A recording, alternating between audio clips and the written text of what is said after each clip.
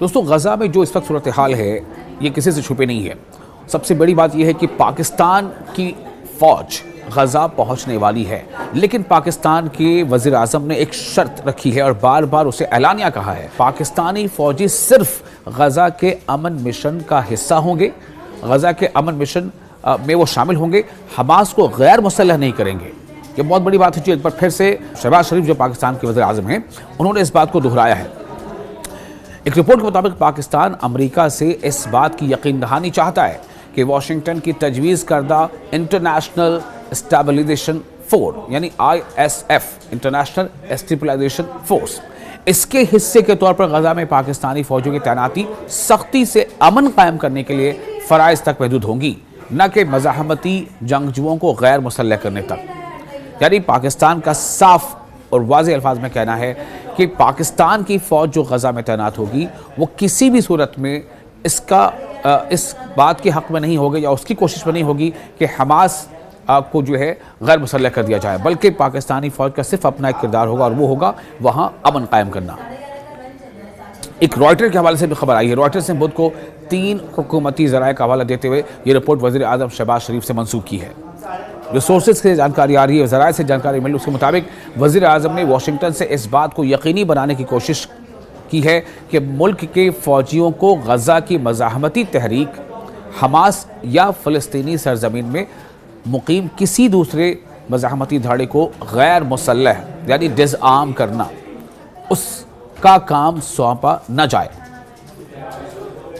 یہ رپورٹ ایسے وقت میں سامنے آئی ہے جب شریف یعنی کہ شہباز شریف جمعرات کو واشنگٹن میں امریکی صدر ڈونلڈ ٹرمپ کے نام نہاد بورڈ آف پیس کے افتتاحی رسمی اجلاس میں شرکت کی تیاری کر رہے ہیں۔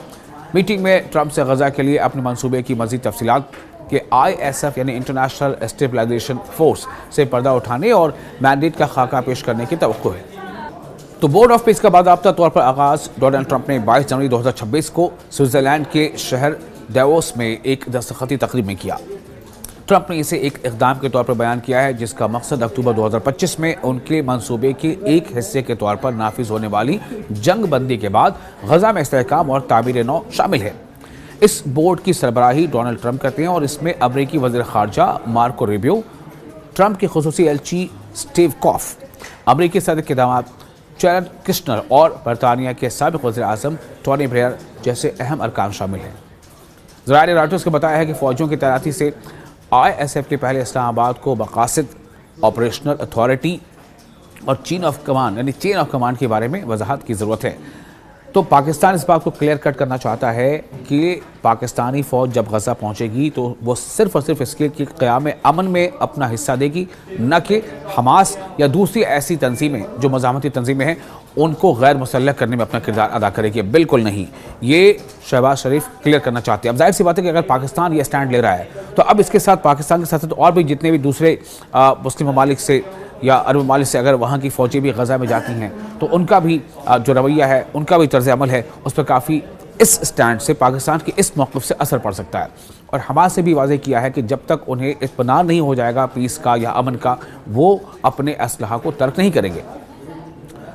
واشنگٹن کے دورے کے دوران شریف کسی بھی تعیناتی کا فیصلہ کرنے سے پہلے ان پہلوؤں کے تفصیلی تفہیم حاصل کرنے کا ارادہ رکھتے ہیں۔ کون؟ شہباز شریف۔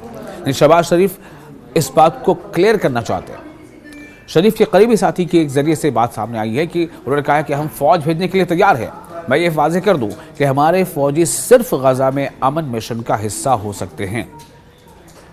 اور اس پہ یہ بات مزید سامنے آئی ہے کہ ہم حماس کو غیر مسلح کرنے جیسے کسی دوسرے کردار کا حصہ نہیں بنیں گے۔ یہ سوال سے باہر ہی ہے۔ ہم ابتدائی طور پر کسی بھی وقت 2000 فوجی بھیج سکتے ہیں، لیکن ہمیں یہ جاننے کی ضرورت ہے کہ وہ کیا کردار ادا کرنے جا رہے ہیں، اس ذریعے سے مزید کہا گیا ہے۔ حالانکہ جو اس کے بارے میں اور رپورٹس آئی تو اس کے مطابق جو پاکستانی فوجی جو غزہ میں تعینات ہو سکتے ہیں ان کی تعداد ابتدائی طور پر 2000 ہے، لیکن آگے اس کی تعداد بڑھ کر 8000 یا 10000 تک بھی ہو سکتی ہے۔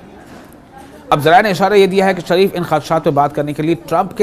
ٹرمپ کے ساتھ ملاقات کر سکتے ہیں، جبکہ پاکستان نے بورڈ آف پیس کے قیام کی حمایت کی ہے، اس لیے کسی بھی ایسے مینڈیٹ کے بارے میں تحفظات کا اظہار کیا ہے جس کے لیے فلسطینی مزاحمت گروپوں کو غیر عسکری طور پر ختم کرنے کی ضرورت ہوگی، اس کی پاکستان مخالفت کر رہا ہے، کیونکہ یہ پاکستانی فوج میں بہت سے لوگوں کے لیے ناقابل قبول ہوگا۔ یعنی خود پاکستانی فوج کہ بہت سارے ارکان، بہت سارے ممبرز اس بات کو قبول نہیں کر پائیں گے کہ وہ غزہ میں جا کر غزہ کی عوام کے لیے جو مزاحمتی تنظیمیں ہیں ان سے جو ہے ہتھیار چھین لیے جانے یا ترک کیے جانے کے لیے وہ اس کے حصہ دار بنے۔ رپورٹس یہ بتاتی ہے کہ حکومت کو بعض مذہبی فوجی افسران کی طرف سے اندرونی دباؤ کا بھی سامنا ہے، جو فوج بھیجنے کی مخالفت کرتے ہیں اگر مشن میں گروپوں کو غیر مسلح کرنا شامل ہے۔ اب مبصرین اس بارے میں یہ کہتے ہیں کہ پاکستانی عوام صرف فلسطینیوں کی حفاظت اور انسانی امداد فراہم کرنے کے لیے فوجیوں کی تعیناتی کی حمایت کریں گے، نہ کہ فلسطینی گروہوں کو غیر فوجی بنانے کے لیے۔ فلسطینی حکام نے بھی رپورٹ کیا ہے کہ مجموعی طور پر غزہ پر اب تک جو رپورٹس جاری ہوئی، اب تک جو اپڈیٹ ہے اس تعلق سے وہ یہ ہے کہ غزہ پر اسرائیلی اسیر کشی کی جنگ کے نتیجے میں اب تک 72,000 سے زائد افراد ہلاک ہو چکے ہیں اور 1,71,000 سے زیادہ زخمی ہوئے ہیں، جس میں 90% شہری بنیادی ڈھانچے کو بڑے پیمانے پر نقصان بھی پہنچا ہے۔ خود اقوام متحدہ نے یعنی یونائٹڈ نیشنز نے تعمیر نو یعنی غزہ کو ری بلڈ کرنے کی اخراجات کا جو تخمینہ لگایا ہے وہ تقریباً $70 بلین لگایا گیا ہے۔